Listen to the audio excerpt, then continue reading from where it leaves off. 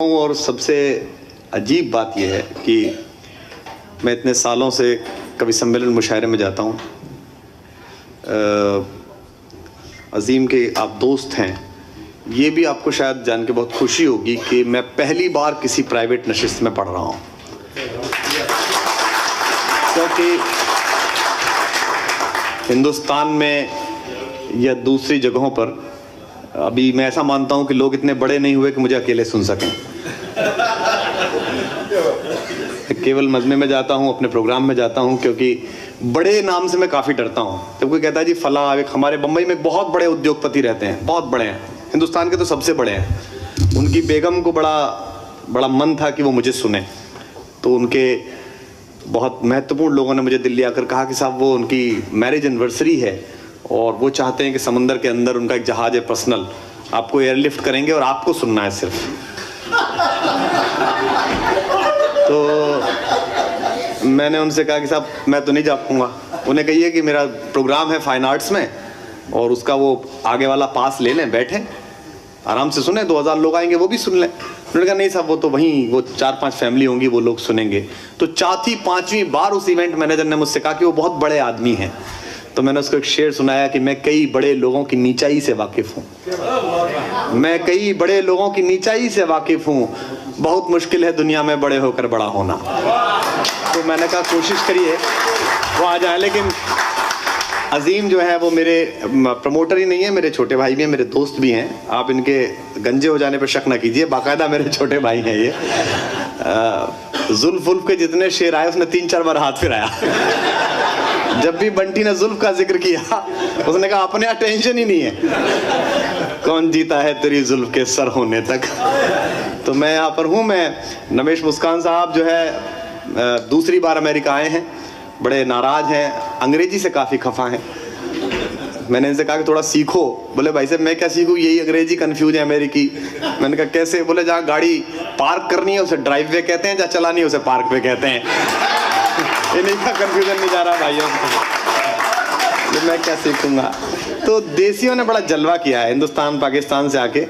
इस पूरे मुल्क में आपने बड़ी तरक्की की है और आपने बड़ा नाम ऊंचा किया है। लेकिन जब न्यू जर्सी में आता हूं तो मुझे बड़ी खुशी होती है कि आपने न्यू जर्सी को अपने जैसा बना लिया है।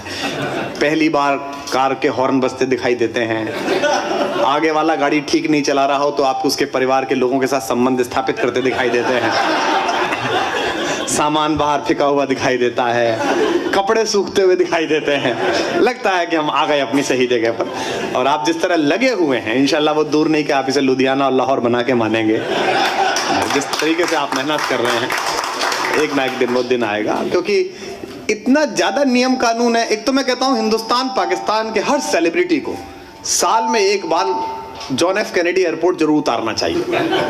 जिसका दिमाग ज्यादा खराब हो जाए उसे एक बार न्यूयॉर्क भेजो, आप उसे जॉन एफ कैनेडी एयरपोर्ट उतारो, बाकी वो लोग उतारेंगे।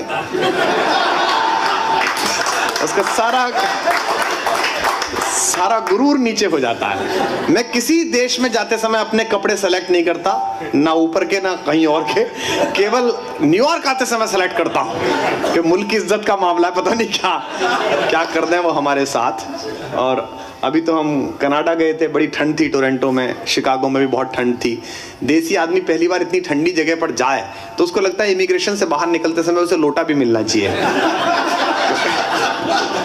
अब हमारे दोस्त हैं वो विनोद साहब, जिनका वो पिस्केट वे में होटल है, अब वो रुका देते हैं हर बार मुझे कि यहाँ रुक जाइए।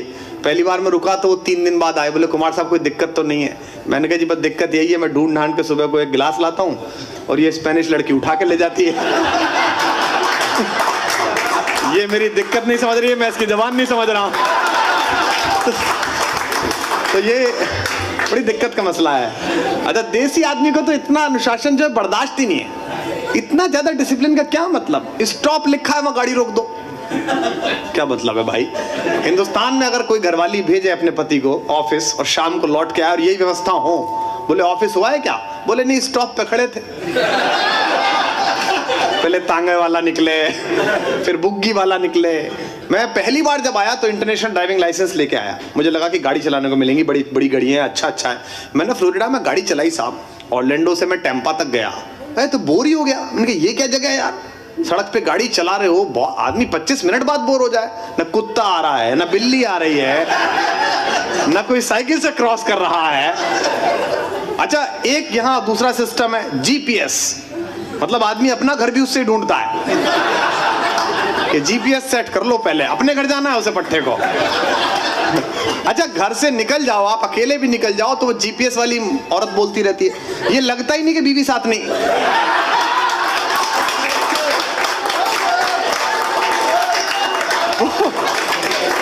हमारी भाभियां माफ करेंगी हमें। है आपके पास 2 जीपीएस है, बीवी कितनी है?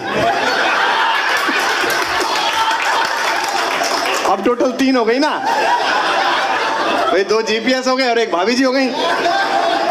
अच्छा, वो बोलती रहती है 500 मीटर्स लेफ्ट, ओ रॉन्ग कट। हमारे प्राइम मिनिस्टर साहब आए थे, मनमोहन सिंह जी, अमेरिका 15 दिन के टूर पे आए थे। चौथे दिन अपने पीएस से बोले वापस हिंदुस्तान चलो। उसने कहा साहब क्या दिक्कत हो गई? यार बोले अंग्रेजी में बोलने वाली किसी औरत के कहने पे लेफ्ट राइट करनी है तो देश चल के करेंगे ना, यहाँ क्या करना है आ रहा है? इसका क्या मतलब है?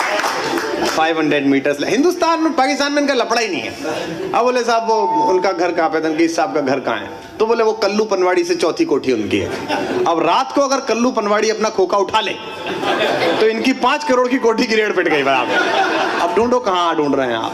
तो बड़ा खराब मामला है, पता नहीं आप लोग कैसे सर्वाइव कर रहे हैं, लेकिन आपने तो कोशिश भी काफी की अपने जैसा बनाने की, और माशाल्लाह बना भी लेंगे। अंग्रेजी का मामला बड़ा बर्दाश्त से बाहर है। पुलिस वाले ऐसा बिहेवियर करते हैं, वो ओवर स्पीड कर दी हमारे एक संयोजक ने, आयोजक ने, तो वो आया पीछे में, जब पुलिस वाला औं करता हुआ साइड से लगाया, फिर उसके वो टिकट विकेट काटा, बाद में कह रहा enjoy, okay have a safe drive. ये मुझसे बोला भाई साहब ये क्या कह रहा था? मैंने कहा लड़के की शादी का कार्ड देने आया था। अबे $250 ले गया। अब काय का एंजॉय? तो बड़ी अजीब जगह है, घूमना पूरा मुल्क घूमने लायक, देखने लायक। हम नाइग्रा फॉल गए थे, नाइग्रा फॉल वो पीछे से ले जाते हैं, केव ऑफ द विंड्स। तो पंकज हमारा दोस्त जो था वहाँ कन्वीनर, अब 5-6 दिन हो गए इस मुल्क में, एहसास हो रहा है कि साफ ही नहीं है हम लोग। वो पीछे जाके पानी आगे बह रहा है, मुझसे बोला कुमार साहब कैसा मन कर रहा है? मैंने कहा जाए तो करके भी बताऊं। बताइए आप। अच्छा, वो मेड ऑफ द मिस्ट में ले गए जहाज में चढ़ा के, सामने से पानी गिर रहा है, ओ उसमें घुसाए चला जा रहा है वो जहाज। मैंने तुरंत पर्स निकाल के अपनी बीवी का फोटो देखा, तो उसने मुझसे कहा कि बड़ी मोहब्बत है क्या? मैंने कहा नहीं, कॉन्फिडेंस गैदर कर रहा हूं कि जब इससे निभा ली तो तू क्या है।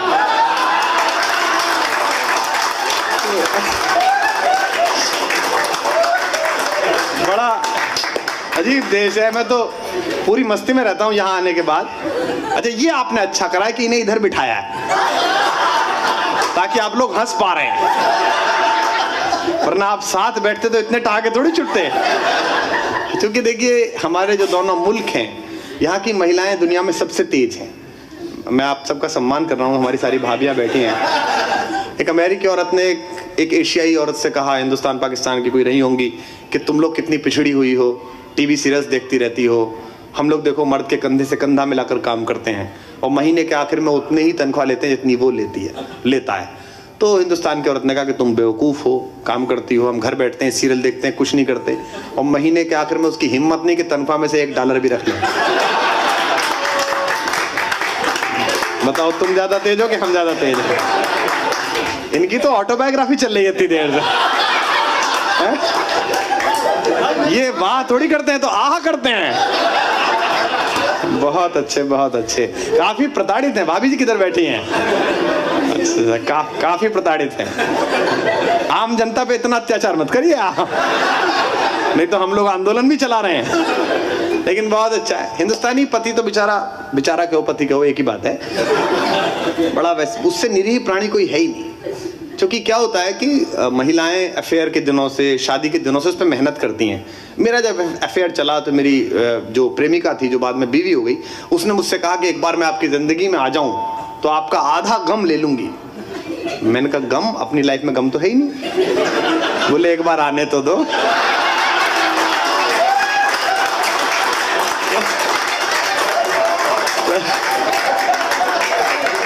तब से आज तक गम ही नहीं निबट रहा है। क्योंकि हिंदुस्तानी औरत क्या करती है, ये सबसे सुखी आदमी है, इसकी कुछ समझ में ही नहीं आ रहा है। किसी ने कहा जो हुआ अच्छा हुआ, ये ऐसे सुन रहा है जैसे रमेश मुस्कान ने पहली बार अंग्रेजी फिल्म देखी।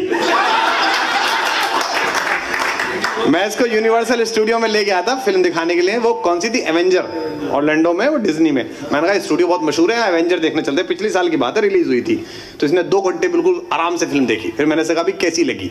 बोले जी अमेरिकी बहुत अच्छे आदमी है, सब्जी तक पे फिल्म बना दी। मैंने कहा इसमें सब्जी कहाँ थी? बोले कह तो रहे थे लोकी लोकी। मैंने कहा बात तो सही है। लड़कियां क्या करती हैं, मेहनत करती हैं। मेरी बीवी ने भी यही किया, आप सबने भी यही किया होगा, आपके साथ भी ये होगा।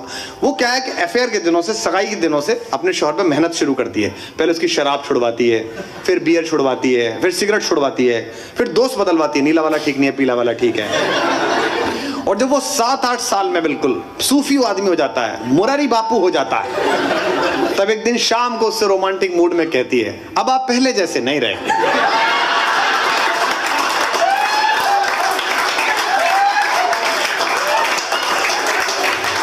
मैंने कहा बेचारे का सारा तो सॉफ्टवेयर बदल दिया, अब किसके सिस्टम पे चलेगा ये आप लोगों को जो खासियत हासिल है, इसलिए मैं आपको प्रणाम करता हूँ। इनकी हिम्मत है कि ये लोग दूर बैठे और आराम से हंस पा रहे हैं, वरना हिंदुस्तानी शौहर बीवी के सामने हंस पाए वो तो उसके लिए परमिशन लेनी पड़ती है। आप 7 घंटे के सफर में ट्रेन में अगर एक मर्द और एक औरत को देखो जो चुपचाप बैठे जा रहे हैं, केवल पानी की बोतल एक दूसरे को दें, समझ लीजिए इसकी पत्नी है। हंस के बात कर रहा हूं, इसकी नहीं है, संभव ही नहीं है। तो आप लोग जो अलग अलग बैठ के हंस रहे हैं, इसीलिए बच्चे दहशत में चुप हो गए, क्योंकि जिंदगी में पहली बार माँ और बाप को एक साथ हंसता हुआ देख रहे हैं। देखो बच्चों की आवाज नहीं आ रही, पहले आ रही थी, अब उनकी समझ में आना बंद हो गया है कि यार ये कौन आदमी आया कि दोनों हंस पा रहे हैं, वरना वो हंस रही होती है तो ये रो रहा होता है भाई मेरा। शाम 7 बजे 8 बजे आदमी घर आया, हिंदुस्तान का, पाकिस्तान का। उसकी बीवी उससे एक ऐसा सवाल करती है कि उसके सारे इंटेलिजेंसिया की रेड़ मर जाती है। वो मुस्कुरा के चाय वाय पी के जब वो फ्रेश हो जाता है तो उससे पूछती है बड़े रोमांटिक होके, और खाने में क्या बना ले? ये यूनिवर्सल क्वेश्चन है।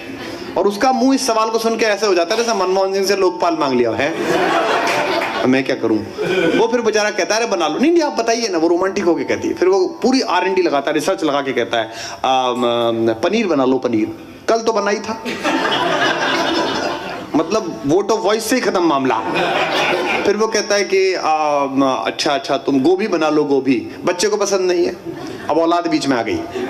फिर वो कहता है अच्छा घिया वगैरह कुछ बना लो हल्का सा। बोला आजकल तुम बीमार हो, जैसी सब्जी खाते हो ऐसी हरकतें करते हो। अब उसका शौहर होना दिक्कत में आ गया। आखिर में वो हाथ जोड़ के कहता है तेरा जो मन करे देवी तू बना ले। बनानी उसे अपनी मर्जी से ही है, लेकिन वो 24 घंटे में एक बार 5 मिनट का बेइज्जती का ओरिएंटेशन कोर्स कराती है। वो उसे ये बताना चाहती है कि तू बहुत बड़ा खलीफा समझता है, तेरी घर में ये औकात नहीं कि तू पसंद की सब्जी खा सके आपने। तो ये डरे हुए लोगों, आप सब लोग बहुत डरे हुए हैं। मैं कोशिश करता हूं कि आपको कुछ एक, जैसा शहजाद साहब ने कहा कि शायरी तो मुझे भी आती नहीं है, लेकिन फिर भी मैं कोशिश करता हूं, क्योंकि शेर कहना बड़ा मुश्किल काम है। मेरे जो उस्ताद हैं कुंवर बेचैन साहब, उन्होंने ये कहा कभी कि ये सोचकर मैं उम्र की ऊंचाइयां चढ़ा, शायद यहाँ शायद यहाँ शायद यहाँ है तू, पिछले कई जन्म से तुझे ढूंढ रहा हूँ, जाने कहाँ जाने कहाँ जाने कहाँ है तू। तो मुश्किल काम है, लेकिन फिर भी मैं कोशिश करता हूँ कि किसी के दिल की मायूसी जहां से हो के गुजरी है। वाह करिए, करना पड़ता है, आप सब भी करिएगा। स्वामी रामदेव जी भी कहते हैं करने से होता है। कि मैंने बताया ना कि मैं मजमे का शौकीन हूँ, लंबी चौड़ी भीड़ है, तो आप ही को बताना पड़ेगा कि आप लोग हैं। कि किसी के दिल, वरना मैं उसकी लैंग्वेज में शुरू कर दूंगा। हाँ भाई इसमें क्या है, किसी के दिल। अभी उसने वहां टोरंटो में पूछ लिया था, ये कुछ बता रहा था इमिग्रेशन में, तो वो समझ गया कि हिंदुस्तान से। तो इमिग्रेशन वाला बोला कि नो हिंदी, तो ये बोला सेम टू यू।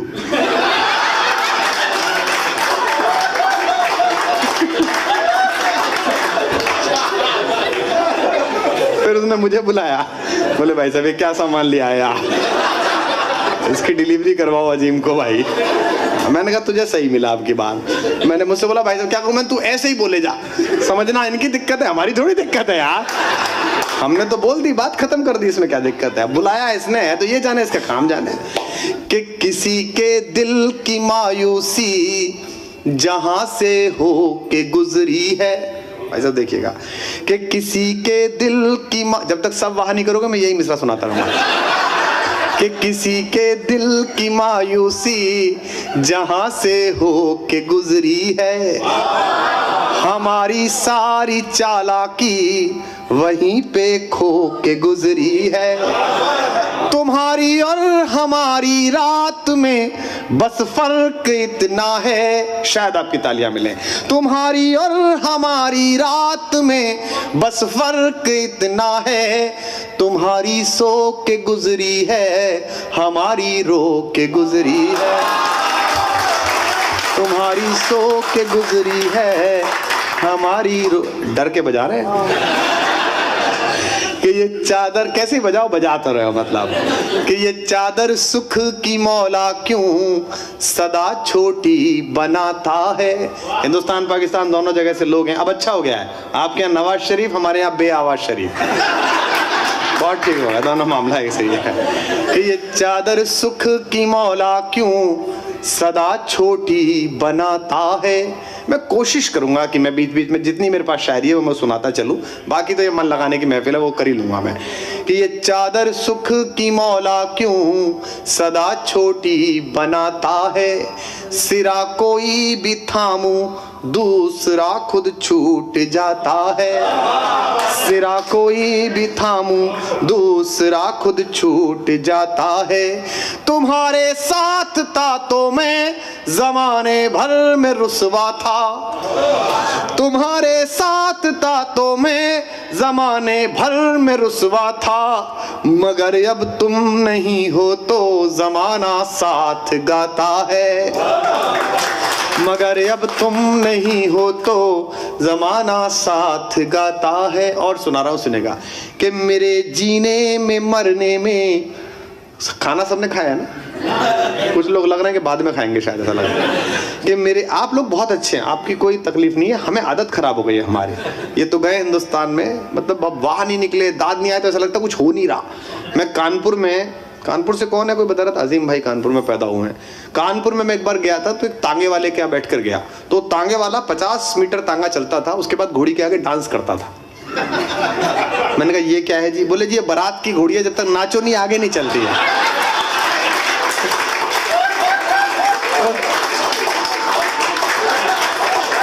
तो बेसिकली हम लोग बारात की घोड़ी हैं, जब तक आप वाह वाह नहीं करो अगला मिसरा अंदर से आने को तैयार नहीं होता। पड़ता निवेदन करता हूं कि मेरे जीने में मरने में, और मैं जहां पैदा हुआ हूं वहां का आदमी शायरी कर रहा है, यही बड़ी बात है। मैं उत्तर प्रदेश में पैदा हुआ हूं, मतलब वहां तो ऐसा ऐसा जलवा है कि मेरठ में मुशायरा हुआ तो 2 जाटों के लड़के सुनने चले गए, ये भी थे बशीर बद्र, बड़े बड़े शायर पूरी दुनिया के आए। मैंने भेजे कि सुन के आओ मुशायरा, तुम तमीज सीखोगे थोड़ी। लौट के आए सुबह को, मैंने कहा कैसा रहा चौधरी हो मुशायरा? बोले साहब मेरठ वालों में नहीं है 2 पैसे की अकल। मैंने कहा क्यों? बोले इतने बड़े बड़े शायर आए थे, उन्हें तो सुने नहीं, कोई 2 शायर नहीं आए थे, रात भर उनका हल्ला मचा रहा, एक मुकर्रर साहब, एक इरशाद साहब।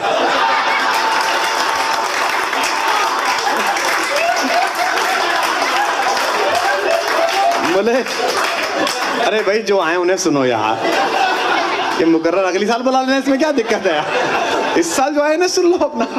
अब निवेदन करता हूं कि मेरे जीने में मरने में तुम्हारा नाम आएगा, मेरे जीने में मरने में तुम्हारा नाम आएगा।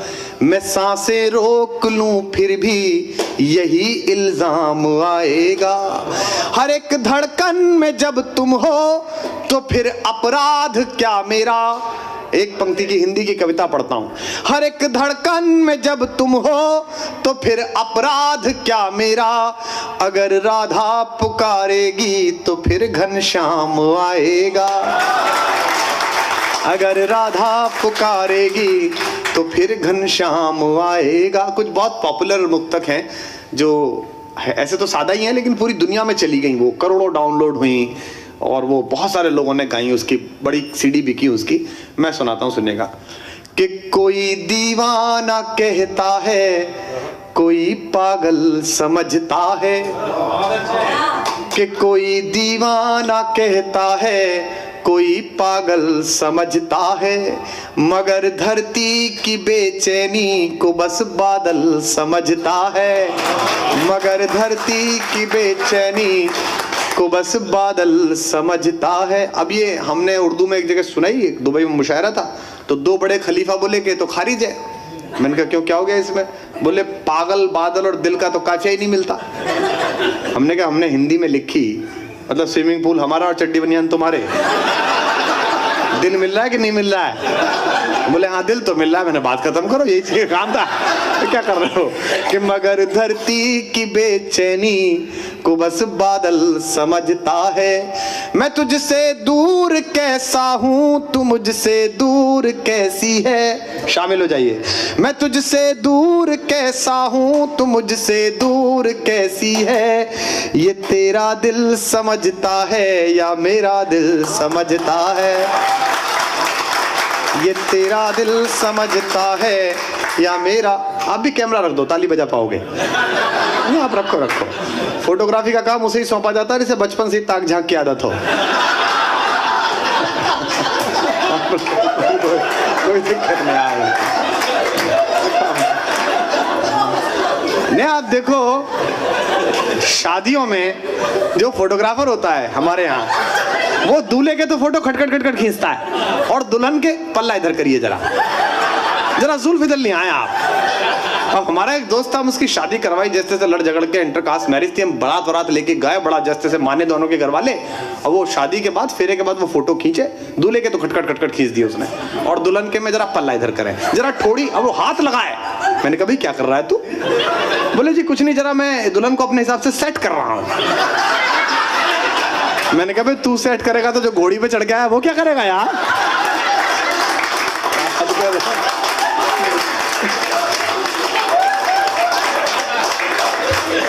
मैंने कहा इतनी मुश्किल से तो ये सेटिंग बिठाई है, इसमें तू सेट कर। तो आप कैमरा आराम से रख दो, कोई चिंता की बात नहीं, मैं सुनाता हूँ, सुने, निवेदन करता हूँ और उम्मीद करता हूँ कि आप सुनेंगे। कि मिले हर जख्म को मुस्कान से सीना नहीं आया। देखिए शायर तो शहजाद भाई बैठे हैं, ये फरश शहजाद साहब बहुत बड़े शायर हैं, हमने इनको सुना है, गुनगुनाया है। जब कभी मेहदी हसन सुनते तब हमें पता ही नहीं था कि ये इनका किया हुआ कुकरम है। उस समय तो हमारी जवानी बर्बाद करने में जो लोग शामिल हुए हैं उनमें ये भी है। सर बता रहे हैं हम, बशीर बद्र, गुरुदत्त, ये सब लोग, मेहदी हसन साहब, इन सब लोगों ने इकट्ठे षड्यंत्र किया कि इस आदमी को इंजीनियर नहीं बनने देना, और ऊपर वाले ने कामयाबी भी दी। तो ये उसमें से एक आरोपी उस हत्याकांड के ये भी है, यहाँ बैठे हैं। तो शायरी तो आप लोग अगर आज शाम मुस्कुरा पाए, हंस पाए, खुल पाए, तो ये बड़ा बड़ा काम है। क्योंकि दुनिया में जितने तरह के जीव जंतु हैं, उनमें सारे जीव जंतु वो सब काम करते हैं जो हम करते हैं। देखते हैं आप, डिस्कवरी वाले दिखाते हैं, पट्टे कहीं भी कैमरा लेके घुस जाते हैं, बताइए। जानवरों तक की प्राइवेसी नहीं छोड़ रखी है भले। उफ ये कितना लंबा है, काट सकता है। अरे क्यों पकड़ के बैठा है, इसे काट सकता है तो यार, कहीं भी कैमरा लेके चले जाते हैं। लेकिन एक ही काम ऐसा है जो केवल इंसान करता है, जिसके कारण उसे अशरफुल मखलूकात कहा जाता है, जिसके कारण उसे I am the divine flame कहा जाता है, और हिंदुओं में उसे अहम ब्रह्मास्मि कहा जाता है। वो काम ये है कि इंसान हंस सकता है, बाकी कोई जानवर हंस नहीं सकता। आपने कभी किसी गधे को हंसते हुए नहीं देखा होगा। अगर आप किसी गधे को हंसता हुआ देखें तो समझ लीजिए ये इंसान बनने के प्रोसेस में है।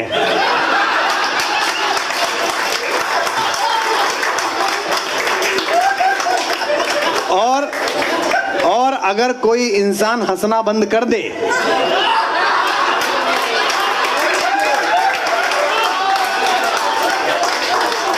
इसलिए ये जो नेमत है ये ऊपर वाले ने सिर्फ आपको अता की है, तो इसका मजा लीजिएगा, इसका आनंद लीजिएगा। निवेदन करता हूं कि बहुत बिखरा, बहुत टूटा, थपेड़े सह नहीं पाया।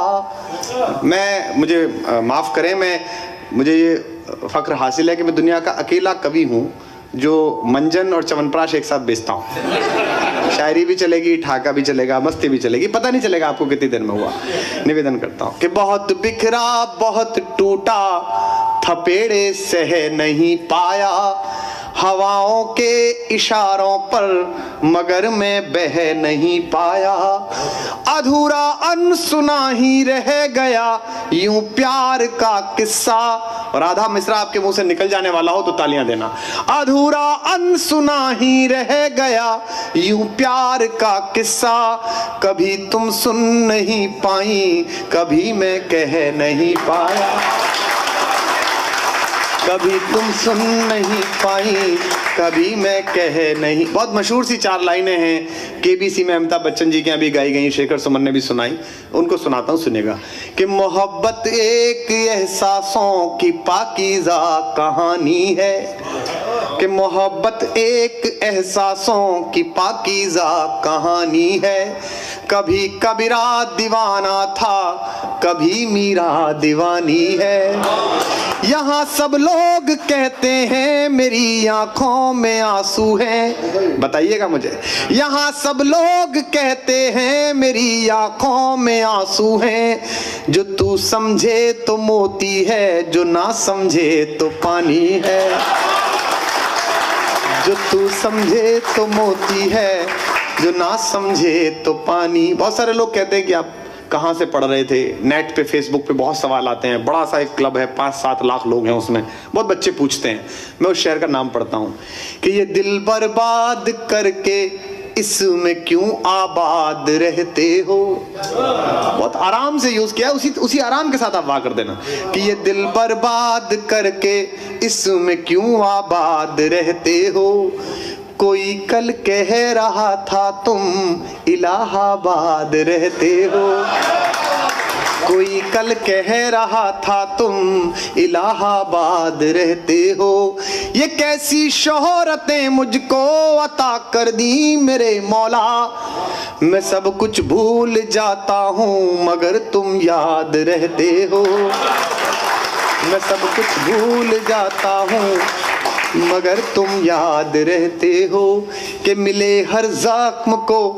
इतनी सारी शायरी बिना रायते के मैंने कम सुनाई है जो आज सुना रहा हूं। कि मिले हर जख्म को मुस्कान से सीना नहीं आया।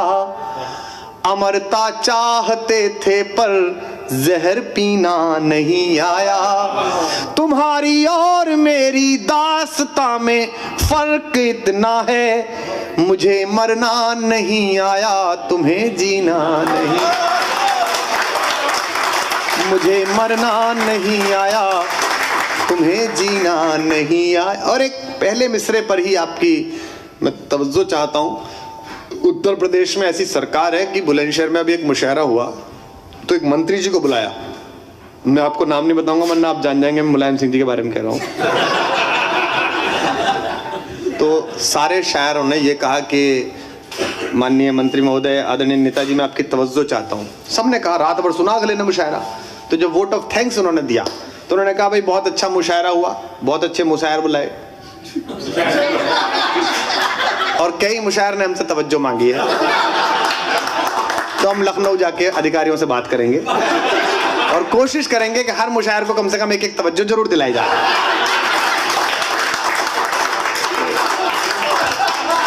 तो आपकी तवज्जो चाहता हूं, सुनिएगा पहले ही मिसरे पर कि कोई पत्थर की मूरत है, किसी पत्थर में मूरत है। संभालें कि कोई पत्थर की मूरत है। कैमरा रखते ही दांत देने लगे आप। मैंने इसलिए छुटाया कि रात को इतने बजे कैमरा उठाने की अगर आपको आदत पड़ गई रोज तो दिक्कत आपके लिए भी हो सकती है। इसलिए सुनेगा कि कोई पत्थर की मूरत है, किसी पत्थर में मूरत है। लो हमने देख ली दुनिया जो इतनी खूबसूरत है। जमाना अपनी समझे पर मुझे अपनी खबर ये है। आधा मिसरा आपके मुंह से निकलेगा तो हाथ उठा देना कि जमाना अपनी समझे पर मुझे अपनी खबर ये है। तुझे मेरी जरूरत है, मुझे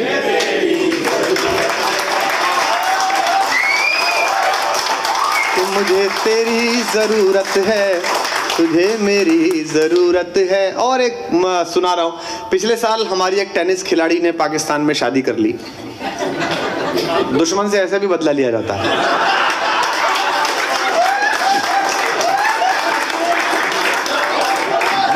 अब तुम संभालो,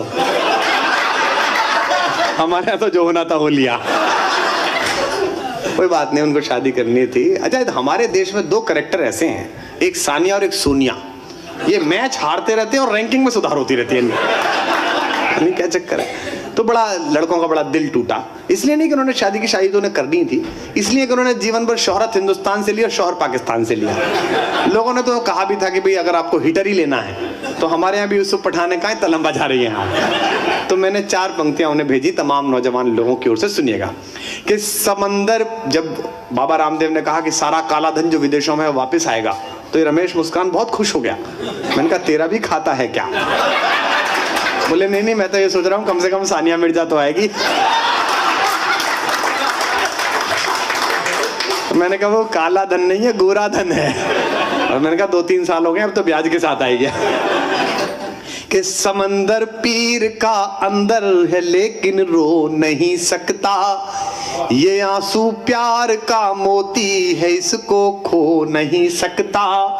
मेरी चाहत को दुल्हन तू बना लेना, मगर सुन ले, मोहब्बत भरा उलाना है, उसी तरह से सुनिएगा। मेरी चाहत को दुल्हन तू बना लेना, मगर सुन ले, जो मेरा हो नहीं पाया वो तेरा हो नहीं सकता, जो मेरा हो नहीं। और कुछ मुक्तक जहां जहां से मुझे अब अलग अलग जगह से है। हिंदुस्तान पाकिस्तान, इन दोनों मुल्कों की डाइवर्सिटी, इनकी खूबसूरती है। जैसे अभी मैं दिल्ली से लखनऊ एक दिन गया ट्रेन में, तो मेरे बगल में एक अमेरिकी आके बैठा। उसने मुझसे कहा कि आप तो कुमार विश्वास हैं। अच्छा, मैंने कहा बात वहां तक पहुंच गई? बोले नहीं, मैं तो दिल्ली विश्वविद्यालय में, यूनिवर्सिटी में हिंदी का प्रोफेसर अपॉइंट हुआ हूँ, अब हिंदुस्तान की सिटीजनशिप लेने की सोच रहा हूँ। मैंने कहा अच्छी बात है, वरना करोड़ 2 करोड़ तो बिना सिटीजनशिप के ही आ जाते हैं हमारे यहाँ। धर्मशाला बड़ी है अपनी, आइए बैठे, कोई दिक्कत नहीं, तकलीफ का मामला नहीं है। तो उसने कहा नहीं, मैं, पर मेरे को एक बड़ी प्रॉब्लम है। मैंने कहा बताइए, आप मेरे मेहमान हैं। बोले आपके यहाँ लोग इतने अलग अलग हैं कि पहचान में नहीं आते। हमारे तो ईस्ट से वेस्ट कोस्ट तक सब एक जैसे हैं, एक जैसा गैस स्टेशन, एक जैसा पीटर, एक जैसी सड़कें। तो मैंने कहा हमारे यहाँ भी सब एक जैसे, बस 3 स्टेट थोड़े अलग हैं। बोले कौन कौन से? मैंने कहा हरियाणा, पंजाब और यूपी। बोले ये भारत नहीं है क्या? मैंने कहा नहीं, ये महाभारत है। बोला हाउ आई विल रिकॉग्नाइज, मैं कैसे पहचानूंगा? मैंने कहा 8 घंटे मैं तेरा ओरिएंटेशन करा के उतरूंगा, तुझे ऐसा स्मार्ट बना दूंगा कि तू स्टेशन पे उतर के चिल्लाया करेगा यूपी आया, यूपी आया। मैंने कहा तेरे बच्चे के डीएनए में चला जाएगा, नर्स को पहचान लेगा कि हरदोई की है कि हरदा की है। बोले बस साहब बहुत कमाल हो जाएगा। थोड़ी देर में सामने से एक चौधरी साहब आए। मैंने कहा ये हरियाणा है। बोले हाउ टू इंटरेक्ट, कैसे बातचीत शुरू करूं, किस विषय पर? मैंने कहा विषय की आवश्यकता नहीं है, हरकत कर, ये तो उससे बात करेगा। मैंने कहा इसको घूर और मूंछ पे ताव दे। अमेरिकी ने उसे घूरा बहुत जोर से और मूंछ पे 3-4 बार ताव दिया। चौधरी उठा और 2 लपड़ लगाए। ससुरे खेत है नहीं और हल चला रहा है। तो पिट गया बेचारा। थोड़ी देर बाद सामने से, उसे समझ में नहीं आया कि मैं पिटा क्यों। फिर सामने से सरदार जी आए। मैंने कहा ये पंजाब है। बोले इनसे किस सब्जेक्ट पर बात करूं? मैंने सब्जेक्ट की जरूरत नहीं, बस टाइम पूछ के 12 बज गए क्या? तुमने सरदार जी पूछा, सरदार जी 12 बज गया क्या? सरदार ने उठा के मारा। वाहेगुरु जी दी फतेह, वाहेगुरु जी। भाई सरदार खुददार होते, सभी मनमोहन सिंह थोड़ी होते हैं। तो बेचारा पिट गया, वो लाल तो था ही और लाल हो गया। बोलो what happened, what they doing to me? बोला horrible, terrible, these 2 states are very horrible. अगर ये दोनों इतने बदमाश है तो यूपी कैसा होता होगा? मैंने कहा पिटवा कौन रहा है?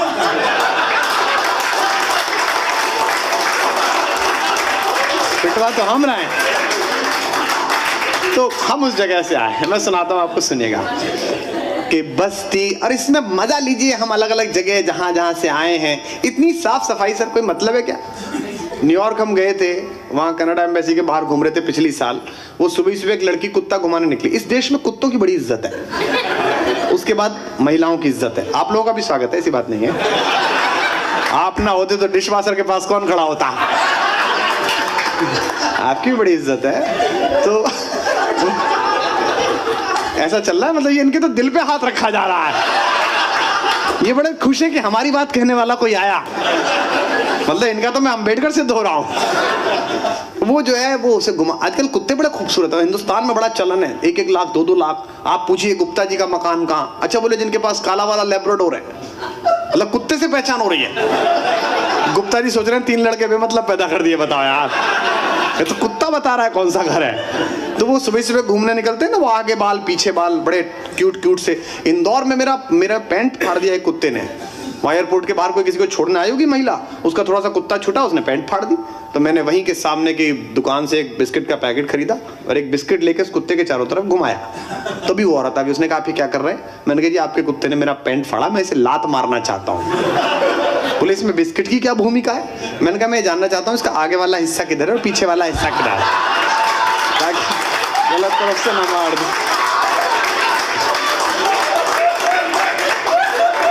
वो अजीब से कुत्ते हैं भाई। अच्छा, वो सुबह ही सुबह कुत्ता जब मालिक को घुमाने निकलता है, वही निकलता है, उसका जिधर मन हो उधर की तरफ चलता है, मालिक पीछे पीछे उसका आराम से। तो वो सुबह ही सुबह लड़की उसको घुमा रही कनाडा एम्बेसी के सामने, तो बड़ा क्यूट सा कुत्ता, हिंदुस्तान में घुमाते। थोड़ी देर बाद उस कुत्ते ने सड़क के किनारे पर एक सांस्कृतिक कार्यक्रम किया। उस लड़की ने तुरंत अपने ओवरकोट में हाथ डाला, एक पॉलिथीन निकाली, उसे हाथ पे चढ़ाया और उस नेशनल प्रॉपर्टी को उठा के एक डिब्बे में डाला। अगर हिंदुस्तान में ये व्यवस्था हो जाए तो एक इतनी खूबसूरत लड़की कुत्ता लेके निकले तो कॉलोनी के 15 लड़के तो पॉलिथीन लेके निकले पीछे पीछे उसके।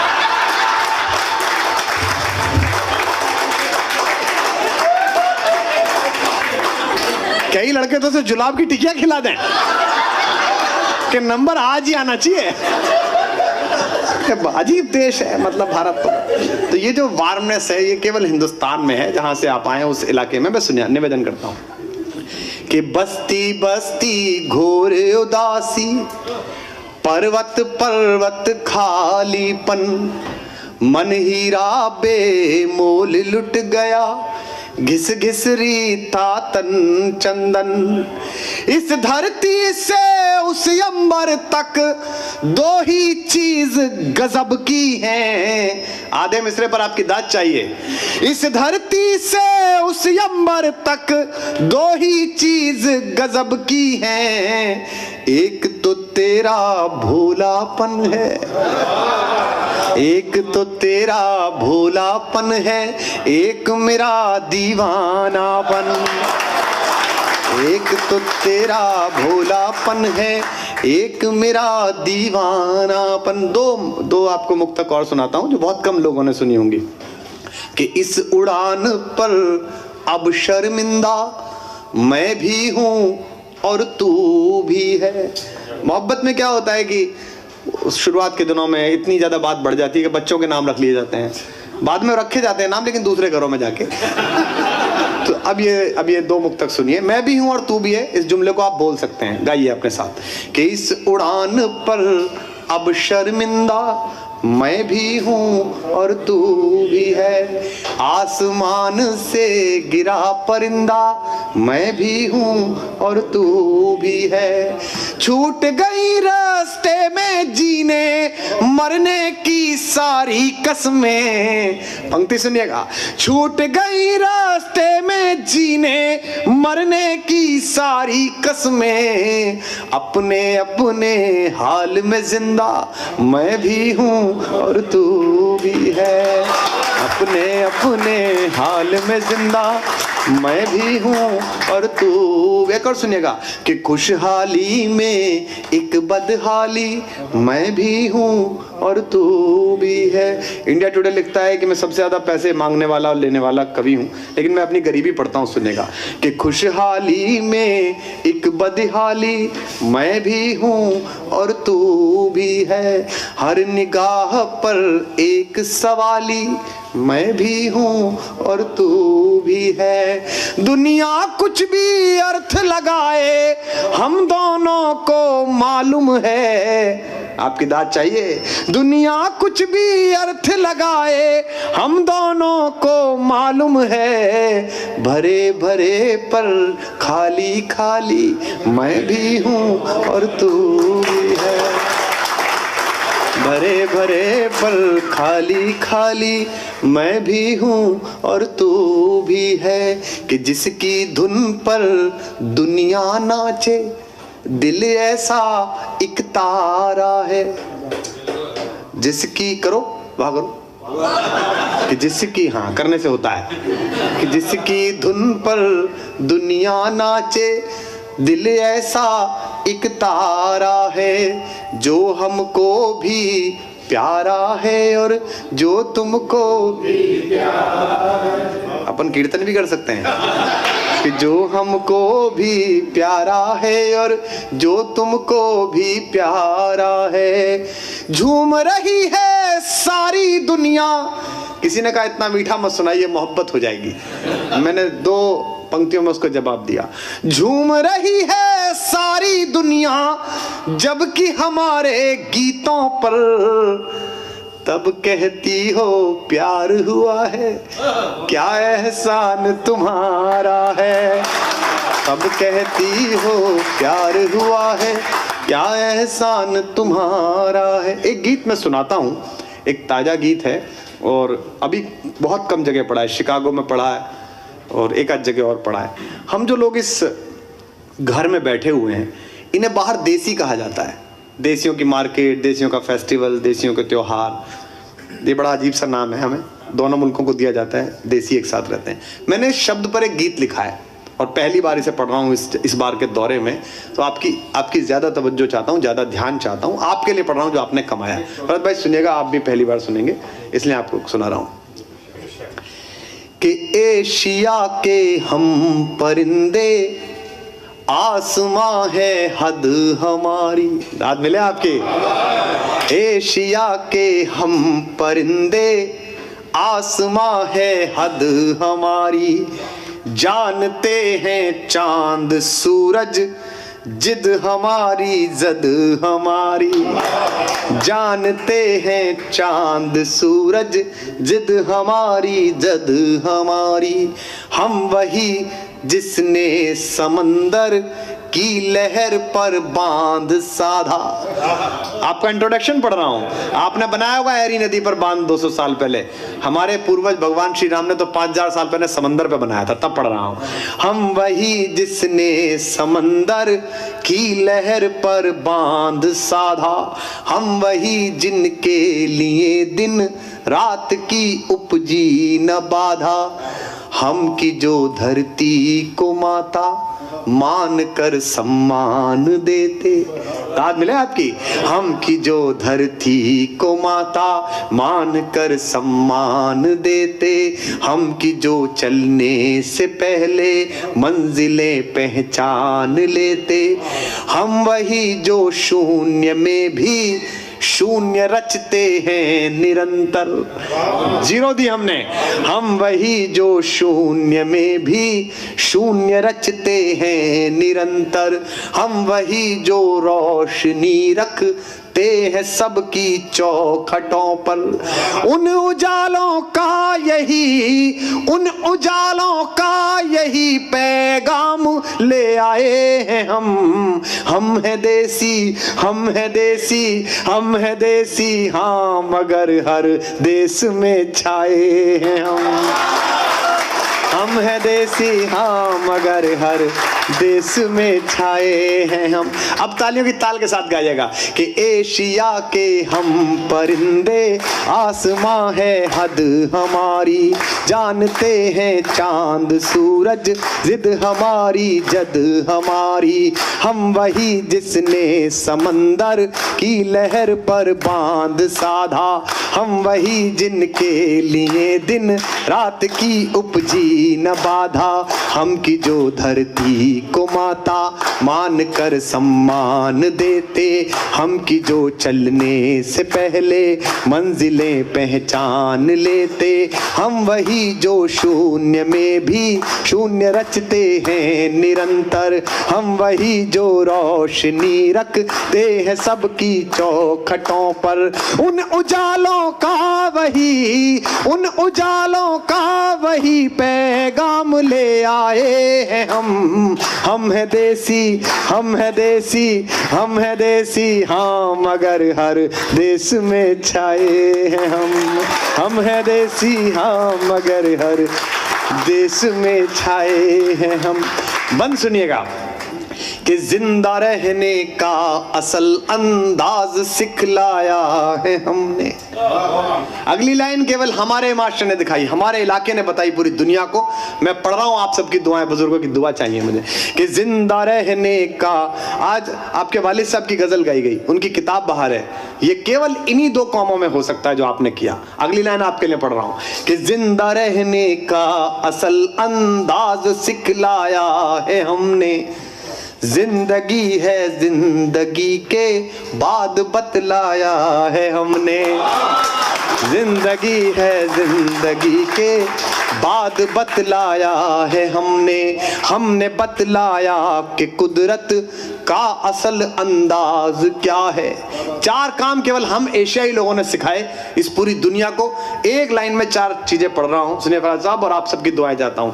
हमने बतलाया कि कुदरत का असल अंदाज क्या है, रंग क्या है, रूप क्या है, महक क्या है, स्वाद क्या है। हमने बतलाया कि कुदरत का असल अंदाज। चाउमीन आ गया हमारे यहाँ, लेकिन हमने चाउमीन भी ऐसा बनाया है कि असली चीनी खा ले तो सुबह तक याद रहेगा कि क्या खाया। चाउमीन तड़का। कि हमने बतलाया कि कुदरत का असल अंदाज क्या है, रंग क्या है, रूप क्या है, महक क्या है, स्वाद क्या है। हमने दुनिया में मोहब्बत का असर जिंदा किया है। सरहदों पर वो दोनों मुल्क लड़ते रहते हैं, लेकिन अमेरिका में हिंदुस्तानी पाकिस्तानी जिस मोहब्बत के साथ रहते हैं, मैं उस पर एक मिसरा सुना रहा हूं, सुनिएगा कि हमने दुनिया में मोहब्बत का असर जिंदा किया है। आप सबका आशीर्वाद मिले मुझे कि हमने दुनिया में मोहब्बत का असर जिंदा किया है। हमने नफरत को गले मिल मिल के शर्मिंदा किया है। हमने नफरत को गले मिल मिल के शर्मिंदा किया है। इन तरक्की के खुदाओं ने तो घर को डर बनाया। इंसोमेनिया, डिप्रेशन, सुसाइड, इन बड़े 5-5 एकड़ के मकानों को देसियों ने क्या किया। मैं अगली लाइन पढ़ता हूं। इन तरक्की के खुदाओं ने तो घर को डर बनाया, इन बड़े खाली मकानों को हम ही ने घर बनाया। इन बड़े खाली मकानों को हम ही ने घर बनाया। हम ना आते तो तरक्की इस कदर ना बोल पाती। हम ना आते।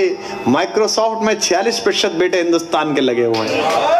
अगली लाइन पढ़ रहा हूं। माइक्रोसॉफ्ट के एक प्रोडक्ट को मैंने शायरी में इस्तेमाल किया है, साइंस का मैंने तर्जुमा किया है, अनुवाद किया है, ट्रांसलेशन किया है। अगर वो शब्द आप लोग पकड़ लें, निश्चित रूप से टैग से भी लोग हैं, तो आप सबकी एक साथ तालियां उठती देखना चाहता हूं। निवेदन करता हूं कि हम ना आते तो तरक्की इस कदर ना बोल पाती। हम ना आते तो ये दुनिया खिड़कियां ना खोल पाती। हम ना आते तो तरक्की, जिस दिन हिंदुस्तान वापस पुकार लेगा, दुनिया की डोर छोड़ विंडो खुलनी बंद हो जाएंगे। कि हम ना आते तो तरक्की इस कदर ना बोल पाती। हम ना आते तो ये दुनिया खिड़कियां ना खोल पाती। है यशोदा के यहाँ पर, आप सब जानते हैं कि कृष्ण यशोदा मैया के यहाँ जाकर पले, जबकि वो उनके बेटे नहीं थे। किसके बेटे थे, मैं नाम पढ़ रहा हूं। है यशोदा के यहाँ पर, है यशोदा के यहाँ पर देव की जाए हैं हम है देसी, हम है देसी, हम है देसी, हाँ मगर हर देश में छाए हैं हम है देसी, हाँ मगर हर देश में छाए हैं, देश में छाए हैं। ये इसी दौरान का गीत है, इसी बार लिखा गया, आपने बहुत मन से सुना। हाँ, मैं एक गीत और आपको सुनाता हूँ, एक गजल के मैं शेर सुना देता हूँ आपको, क्योंकि इतने बड़े गजलकार बैठे हुए हैं। हालांकि हिंदी में गजल की हालत वैसी है जैसे बीजेपी में गडकरी की, लेकिन फिर भी मैं कोशिश करता हूँ। सुनिएगा भाई, तो सुनिएगा कि रूह जिस्म का ठौर ठिकाना चलता रहता है। मतलब जो लाया था वो भी गया और जिसके साथ आया था वो भी गया। अब आदमी क्या पढ़े बताओ आप। मैं और ये तीसरे और गए जिनसे दाद चाहिए थी। मैं एक प्रोग्राम में था, 50,000 की भीड़, सामने से एक आदमी लठ लेके घूमने लगा। मैंने कहा भाई साहब कुछ गलती हो गई तो मैं बैठूं क्या? बोले आप तो पढ़िए, आप तो मेहमान हैं, मैं उसे ढूंढ रहा हूं जिसने आपको बुलाया है। तो अगर कोई दिक्कत हो तो इनसे संपर्क करें आप। कि रूह जिस्म का ठौर ठिकाना चलता रहता है। देखिएगा ये चलता रहता है, दोहराइए आपको मजा आएगा। कि रूह जिस्म का ठौर ठिकाना चलता रहता है, चलता रहता है, जीना मरना खोना पाना चलता रहता है, चलता रहता है। एक सूफियाना शेर सुना रहा हूं, जरा दाद मिले आप सबकी। कि रूह जिस्म का ठौर ठिकाना चलता रहता है, जीना मरना खोना पाना चलता रहता है। सुख दुख वाली चादर, सुख दुख वाली चादर घटती बढ़ती रहती है, मौला तेरा ताना बाना चलता रहता है, मौला तेरा ताना बाना चलता रहता है। और इश्क करो, मोहब्बत वाले लोग सुने कि इश्क करो, सुख दुख वाली चादर, सुख दुख वाली चादर घटती बढ़ती रहती है, घटती बढ़ती रहती है, मौला तेरा ताना बाना चलता रहता है।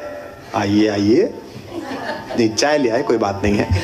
भगवान श्री कृष्ण ने गीता में अर्जुन से कहा है कि चाय पीनी चाहिए। आपने तो पढ़ा होगा, आप तो उससे आती हो, धर्म से आती हो। उसमें एक श्लोक है जिसमें भगवान अर्जुन से कहते हैं, अर्जुन त्वया चापी मया चापी, तू भी चाय पी ले मैं भी चाय पीता हूँ। भाई थक गए होंगे दोनों, और क्या है। भगवान भी बहुत स्मार्ट चीज थे, उन्हें पता था कि लड़ेगा नहीं। आप सबको याद होगा कि अर्जुन ने मना कर दिया, मैं नहीं लड़ूंगा, सामने चाचा है ताऊ है, मैं कैसे लड़ूं। वो इंटेलेक्चुअल्स की तरह बात करने लगा। इंटेलेक्चुअल जानते हैं आप? इंटेलेक्चुअल वो होता है जिसे दड़बे में गाय गिनने भेजो तो गाय नहीं गिनता, वो टांग गिनता है, फिर 4 से भाग देता है, फिर कहता है 36.34 गाय हैं। मैंने कहा 36 समझते, 0.34 का दूध तू पी जा यार। तो वो इंटेलेक्चुअल, भगवान समझ गए कि लड़ेगा नहीं है। तो गर्मियों के दिनों में महाभारत की लड़ाई हुई थी। भगवान ने उसे बीच मैदान में खड़ा करा और गीता के 700 श्लोक संस्कृत में सुनाए, और फिर उससे पूछा कि बेटा लड़ेगा या और श्लोक सुनाऊं? बोला जी मैं लड़ के मर जाऊंगा पर श्लोक नहीं सुनूंगा।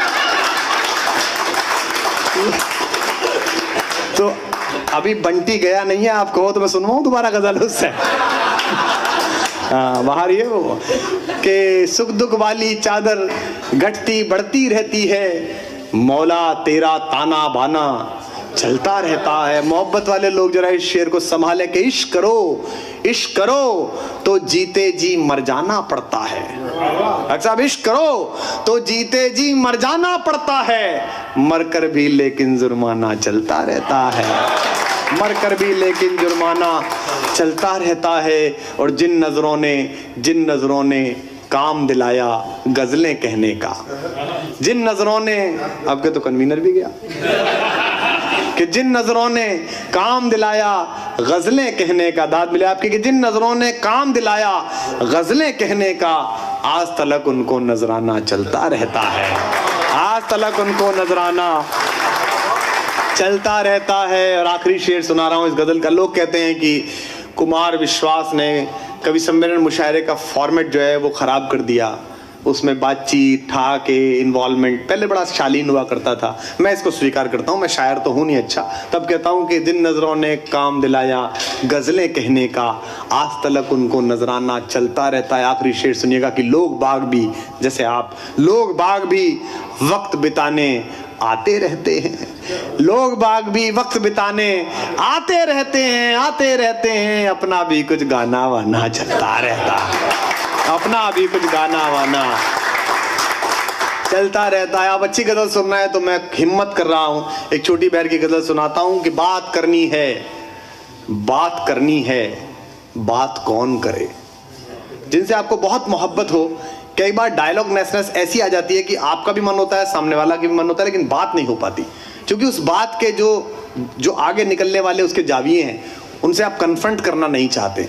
मुझे सुनाना है, ये बात कहनी नहीं चाहिए थी, लेकिन मैं इसकी भूमिका सुना रहा हूं, अब सुनिएगा कि बात करनी है, बात कौन करे। अगले मिसरे पर आपकी दादा अगर आप तक बात पहुंचे तो बात करनी है, बात कौन करे, दर्द से दो दो हाथ कौन करे।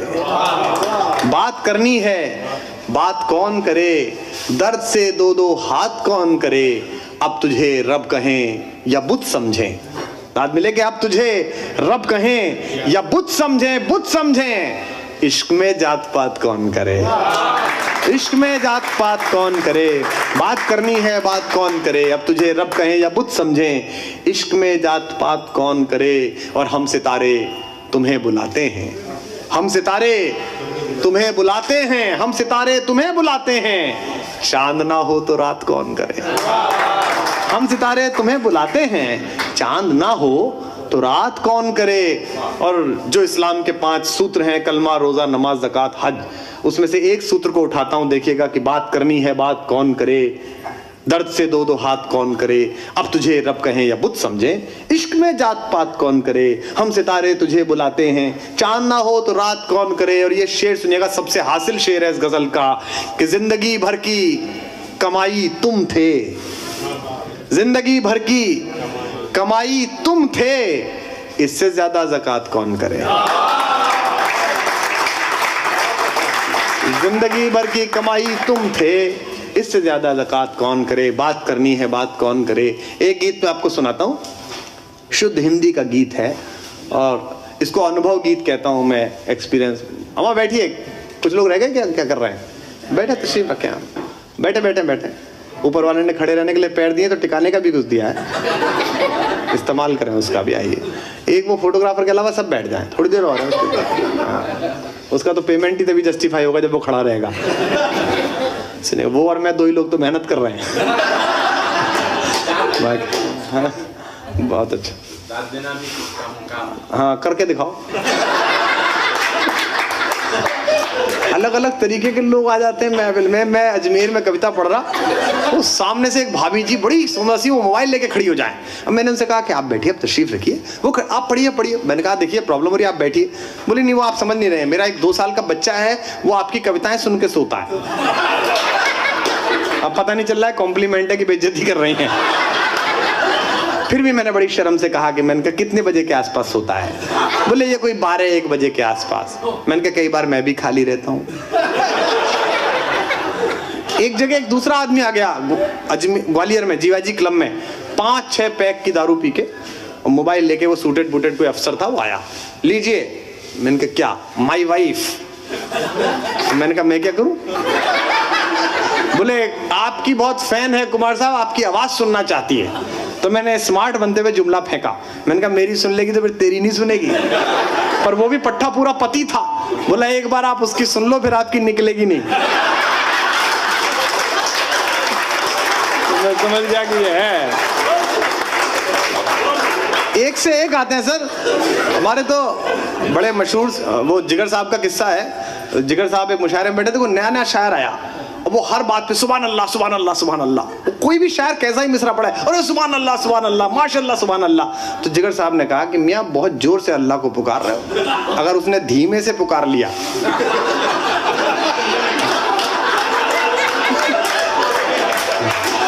तो मुशायरा आखिरी हो जाएगा। एक से एक आते हैं तो क्या करा जा सकता है, उस भीड़ में सबको डील करना पड़ता। उसकी दिक्कत यह है कि अभी जो शहजाद साहब ने कहा कि हिंदी उर्दू से हमारी जनरेशन दूर जा रही है, उसका रीज़न ये है कि नई जनरेशन का जो जवाब सवाल हैं, जो उनकी ज़िंदगी के मसले हैं, उन्हें वो डील नहीं कर रहे हैं। मतलब इस तरह के हमें हिंदी पढ़ाई गई, इतनी कठिन थी सर कि हिंदी से ही मन उब गया। मुहावरे पढ़वाए, फिल इन द ब्लैंक, रिक्त स्थान की पूर्ति। 900 चूहे खाकर बिल्ली डैश डैश चली, अब इस डैश डैश को भरो। पूरी क्लास ने पता नहीं क्या क्या भरा, मैंने भर दिया 900 चूहे खाकर बिल्ली टेढ़ी मेढ़ी चली। वो मेरा टीचर जो था हिंदी का, बड़ा नाराज हुआ, बोले तुम प्रोफेसर के बेटे हो, तुम्हें तमीज नहीं है, 900 चूहे खाकर बिल्ली हज को जाती है। मैंने कहा जी देखो, एक तो मैं हिंदू आदमी, मैं हज क्यों भेजूं, मैं तो हरिद्वार भेजूंगा। हज भेजेगा रऊफ जो मेरा दोस्त है। वो हज भेज दे, मैं हरिद्वार भेज दूं, पता नहीं किस जाति धर्म की बिल्ली है। और मैंने कहा गुरुजी वो तो आपकी शर्म थी कि थोड़ी बहुत चला दी, वरना 900 चूहे खा के बिल्ली टस से मस नहीं हो।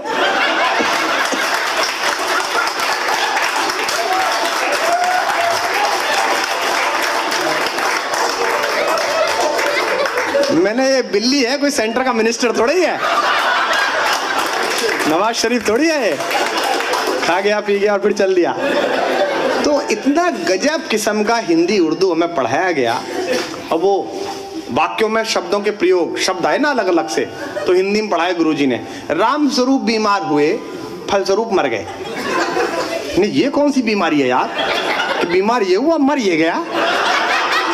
फिर मैंने गुरुजी से पूछा, गुरुजी समझ नहीं आया कि राम स्वरूप बीमार हुए फलस्वरूप क्यों मरे।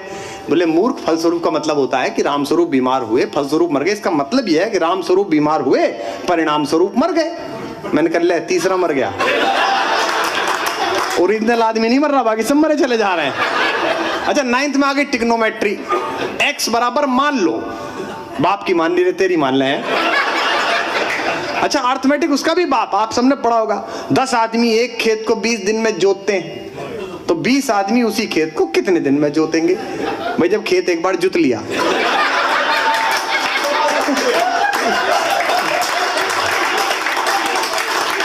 तो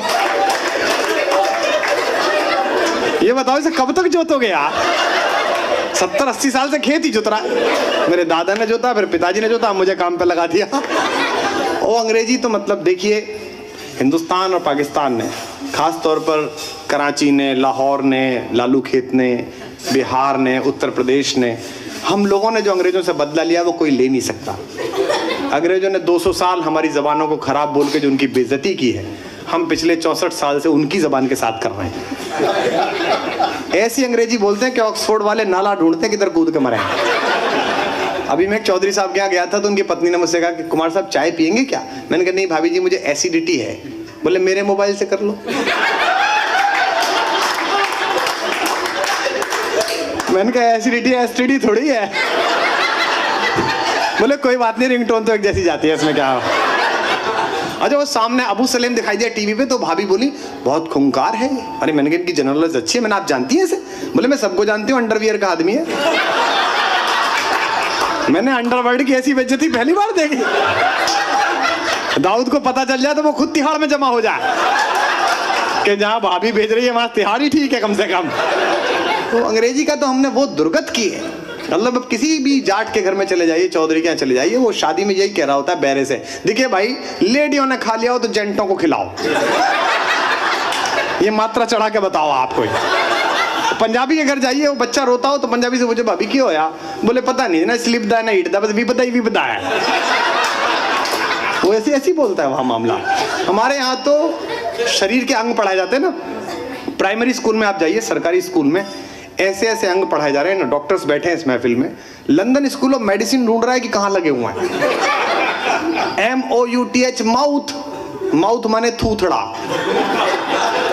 ढूंढ कहाँ लगा हुआ है। ओबामा को लगा दो तो नहीं ढूंढ पाए कहाँ पर है भाई मेरा। तो मैं आपको एक गीत सुना देता हूँ जैसा कहा, और बिल्कुल तनाव लेने की जरूरत नहीं है। हमसे किसी ने कहा कि आप सुपर पावर हो रहे हैं, मैंने कहा खुद ही हो रहे हैं, तुम थोड़ी कर रहे हो। तो बोले भाई सुपर पावर से झगड़ा हो जाता है अमेरिका का, आपसे हो जाए तो आप क्या करेंगे। मैंने कहा देखो 28 देश लेके अगर आप पे टूट पड़े तो आप क्या करेंगे। मैंने कहा हम कहेंगे बारूद बर्बाद करने की कोई जरूरत नहीं है, गोलियां गिन के रख जाओ, आदमी गिन के ले जाओ।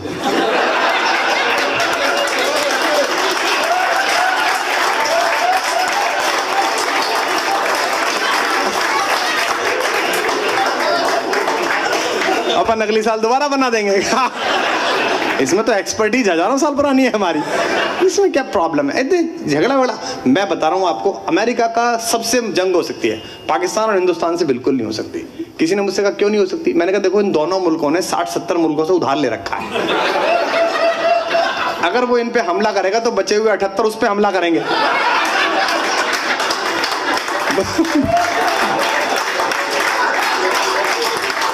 बोले यार आसामी डूब रहा है, क्या कर रहा है यार।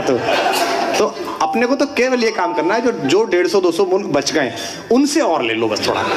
फिर पूरी दुनिया तुम्हारी हिफाजत करेगी, तुम्हें कुछ करने की जरूरत नहीं, सेना मत रखना, सारा डिफेंस बजट खत्म, वो अपने आप ही काम करेंगे। क्योंकि हमारे पास जो टेक्नोलॉजी है वो किसी के पास, क्लिंटन आए थे हिंदुस्तान, तो क्लिंटन से उनकी जो गाड़ी थी जो यूएस से गई थी वो कहीं खराब हो गई, कोई नटबोल्ट खराब हो गया, वो मिले कहाँ से, तो जयपुर की बात थी, तो वहाँ सेक्रेटरी से कहा गया कि कुछ करो, तो भारत का प्रिंसिपल सेक्रेटरी, उसने कहा मैं देखता हूँ कुछ हो सकता हो, साहब यहाँ तो मिलेगी नहीं, तो उसने मैकेनिक बुलाया, उसने कहा साहब ये नट तो यहाँ नहीं मिलता, पर मैं नट को डायरेक्ट ही वेल्ड कर देता हूँ।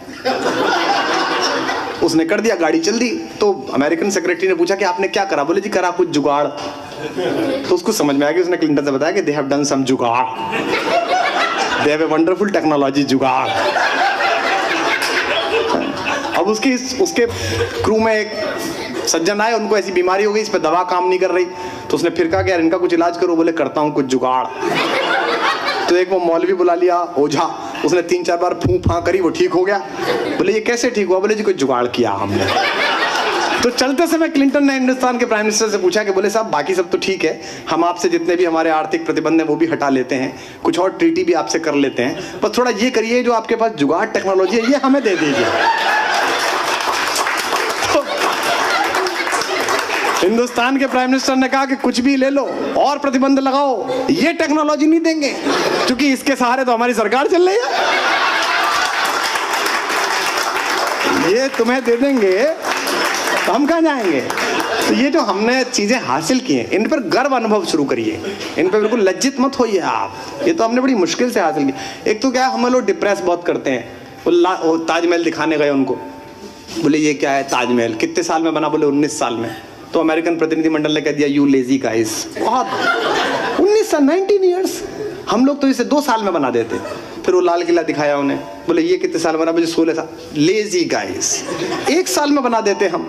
वो जब वहाँ चला जयपुर में, तो वो निकलता चला गया, अचानक एक बड़ी सी बिल्डिंग पड़ी, तो वो रुका ही नहीं ड्राइवर। तो क्लिंटन ने कहा रोको रोको रोको, ये क्या है शहर के बीचों बीच, बोले जी पता नहीं क्या है। बोले तुम प्रिंसिपल सेक्रेटरी ऑफ स्टेट के, तुम्हें पता नहीं ये क्या है। बोले जी कल एयरपोर्ट आपको लेने गया था, तब तो खाली प्लॉट था।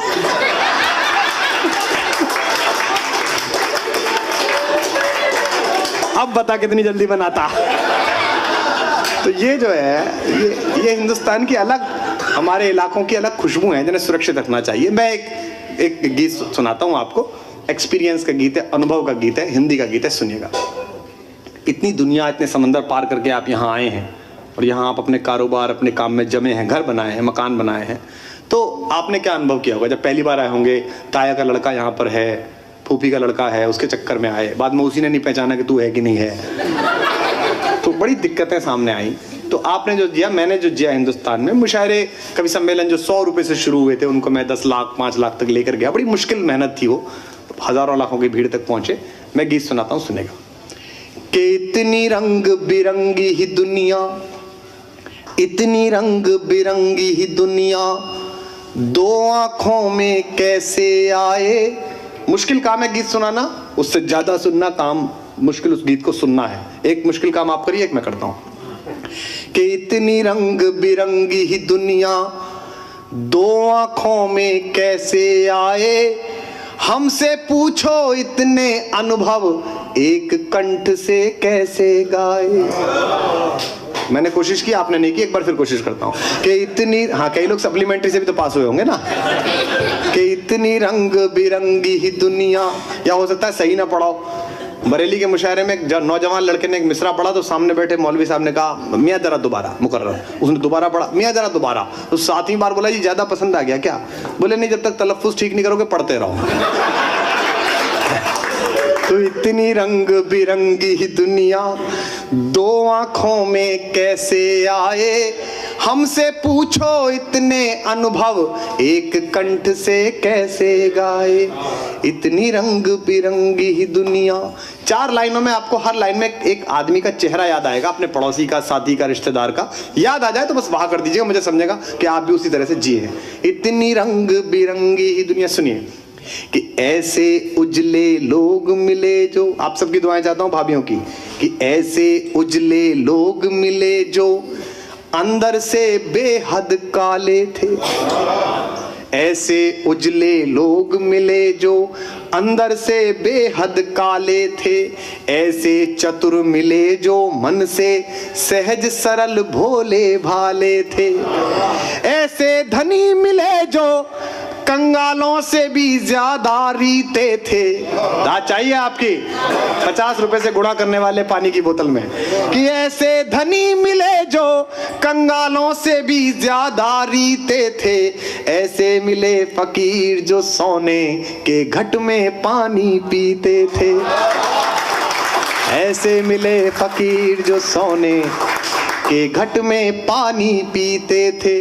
मैं दुनिया के दूसरे छोर पर खड़ा हूं, अपने घर से अलग, लेकिन मैंने मुशायरों में, कभी सम्मेलनों में अच्छे लोगों से मैं नहीं मिला, लेकिन उसके माध्यम से मैं अच्छे लोगों से मिला। आज न्यू जर्सी अगर मेरा कोई भाई आए, मेरे घर से कोई आए, तो उसके पास एक दूसरा भाई अजीम है जो उसको रिसीव करेगा, जिसको खाना खिलाएगा, जगह दिलाएगा। मैंने क्या जिया इस पूरी जिंदगी में, केवल 2 लफ्जों से एक लाइन बना रहा हूं, इस चमत्कार पर आपकी तालियां चाहिए। ऐसे मिले फकीर जो सोने के घट में पानी पीते थे, मिले पराएपन से अपने, मिले पराएपन से अपने, अपनेपन से मिले पराए, मिले पराएपन से अपने, अपनेपन से मिले पराए। हमसे पूछो इतने अनुभव एक कंठ से कैसे गाए, इतनी रंग बिरंगी दुनिया 2 आंखों में कैसे आए। आखिरी बंद इसका सुनिएगा, कि जिनको जगत विजेता समझा मन के द्वारे हारे निकले। सारे बाबा आते हैं अमेरिका और एक ही बात कहते हैं कि माया छोड़ो। बोले क्या करो? बोले मुझे दे दो, आश्रम बना रहा हूं। मतलब बाबा चाहता खुद तो करोड़पति हो जाए, हम बाबा जी हो जाए। कि जिनको जगत ऐसे ऐसे हैं। तो बोले बाबा मेरा प्रमोशन नहीं हुआ। अच्छा तुम आए कैसे थे? मैं ऑटो से आया था जी। टेम्पू से आना वहीं कृपा रुकी हुई है। निर्मल बाबा, उसने भी एक नया फंडा सिखाया कि अपना भाग्य खराब हो तो दूसरों का बताना शुरू करो। कि जिनको जगत विजेता समझा मन के द्वारे हारे ही निकले। और अगली पंक्ति उस पूरी पौध के नाम पढ़ता हूं, चाहे वह इमरान खान हो चाहे अरविंद केजरीवाल हो, जो दोनों मुल्कों में एक ट्रांसपेरेंट डेमोक्रेसी लाने की कोशिश में लगे हुए हैं, उनके नाम पढ़ता हूं, सुनेगा। कि जिनको जगत विजेता समझा मन के द्वारे हारे ही निकले। आप लोग टीवी देखते होंगे तो पिछले 2 साल से मैं भी एक लड़ाई में शामिल हूँ। मैं भी कई बार सड़क पर पिटता हुआ होता हूँ, चाहे वो दामिनी का कांड हो चाहे कुछ भी हो। और मुझे जब भी लगता है कि कभी भगवान ना करे ऐसी हुकूमत आई कि मुल्क छोड़ के भागना पड़ा, तो मुझे लगता है न्यू जर्सी आना पड़ेगा। कि जिनको जगत विजेता समझा मन के द्वारे हारे ही निकले। जो हारे हारे लगते थे अंदर से ध्रुव तारे ही निकले। जो हारे हारे लगते थे अंदर से ध्रुव तारे ही निकले। जिनको पतवारें सौंपी थी, एक शब्द पकड़िएगा जो व्यवसायियों का, बिजनेसमैन को समझ में आएगा। जिनको पतवारें सौंपी थी वे भंवरों के सूदखोर थे। जिनको पतवारें सौंपी थी वे भंवरों के सूदखोर थे। जिनको भंवर समझ डरता था आखिर वही किनारे ही निकले।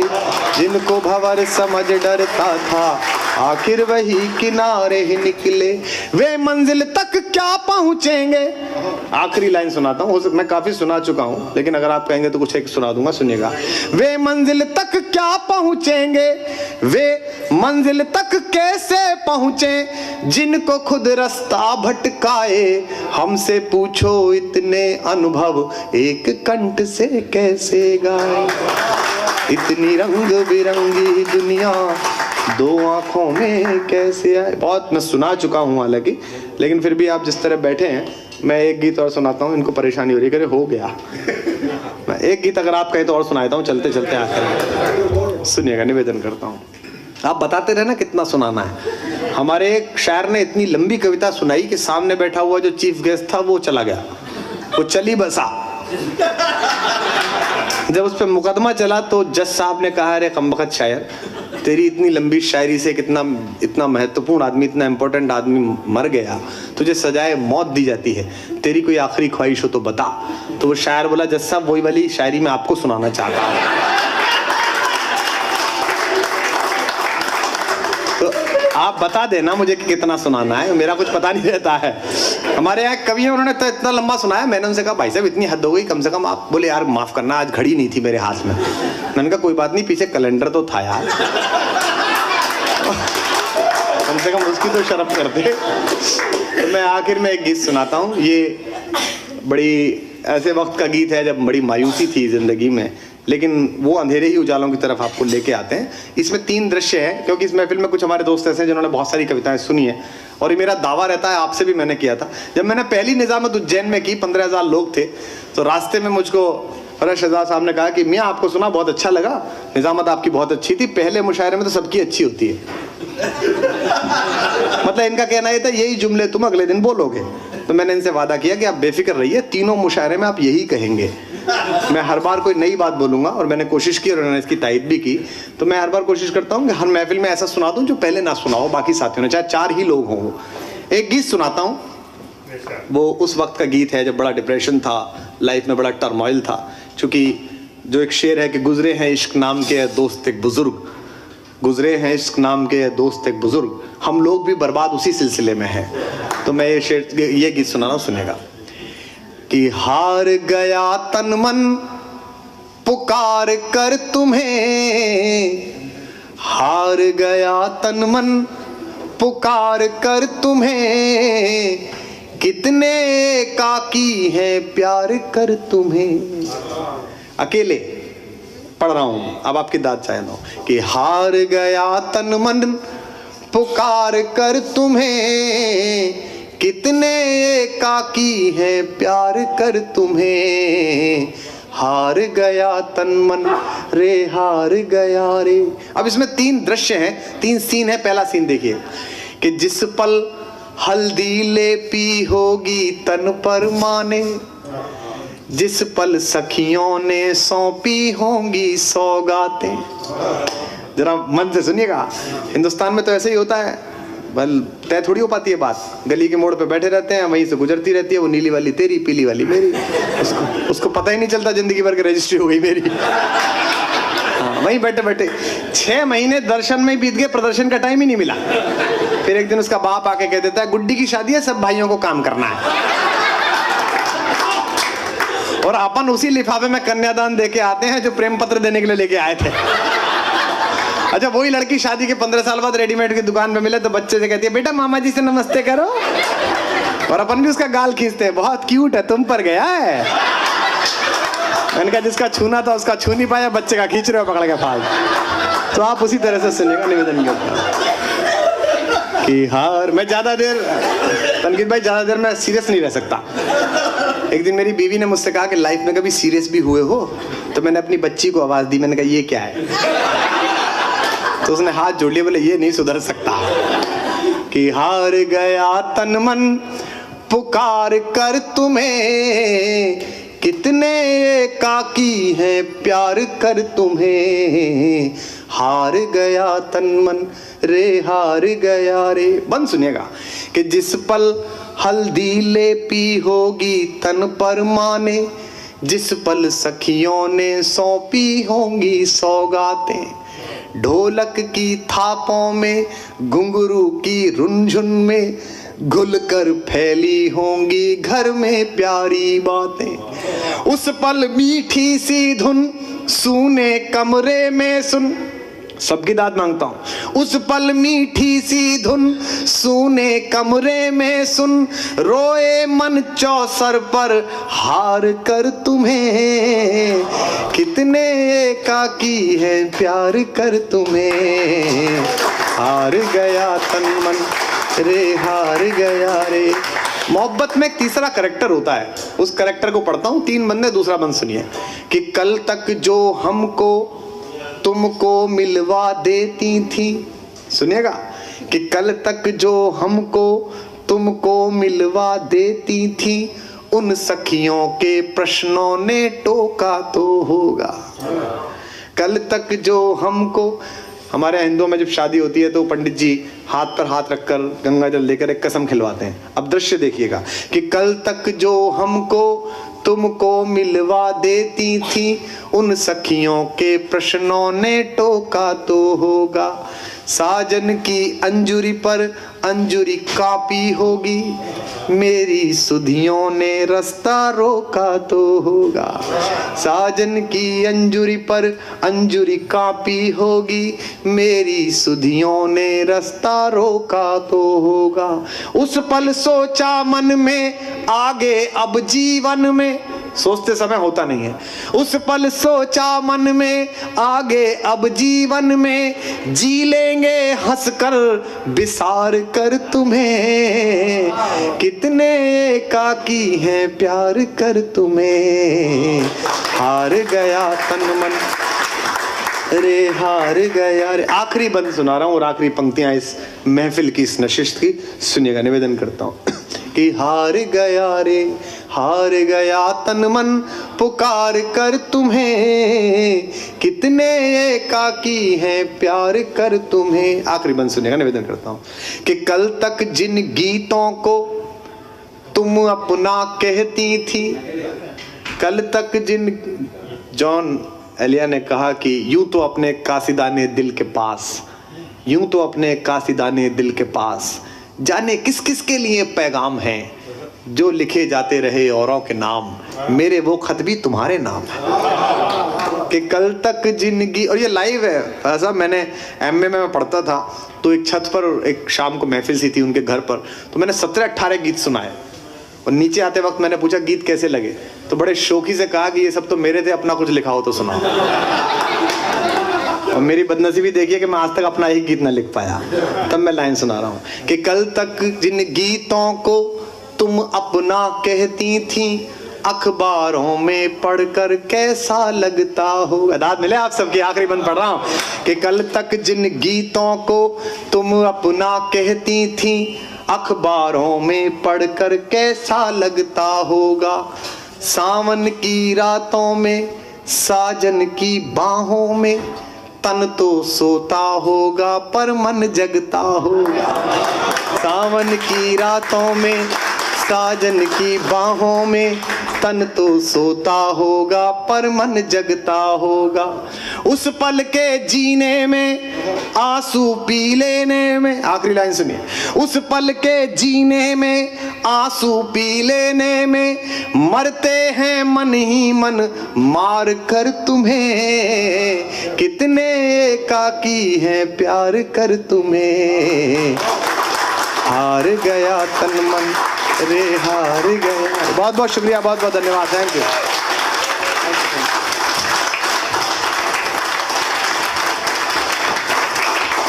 बहुत बहुत शुक्रिया डॉक्टर कुमार विश्वास साहब।